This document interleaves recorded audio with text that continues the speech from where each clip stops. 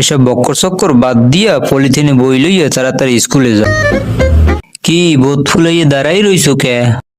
স্কুলে যাবো না, এর জন্য দাঁড়িয়ে স্কুলে যাবি না এটা কোনো কথা কইলি? মা স্কুলের ব্যাগ ছিঁড়ে গেছে, কেমনে যাবো? ওরে মোর খোদা, এটা কোনো কথা কইলি? খারা তোরে একটা আমি স্কুল ব্যাগ আইনা দিতে আস। কিন্তু আব্বা ব্যাগ আইনা দে। এই নে এই পলিথিন ডে হরিয়া বই লইয়া স্কুলে যা। এটা আপনি কি কইলেন? পলিথিনে বই নিলে আমার মানিজ্জত থাকবে?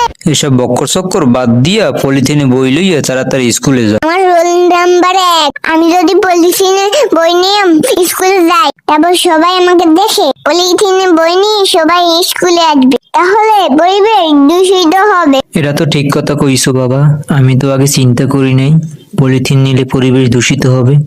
ঠিকই বাবা, পলিথিন নেওয়া যাবে না। আমাদের ভিডিও হোক না ফানি, ফান থেকে আমরা নতুন কিছু পরিবর্তন আনি।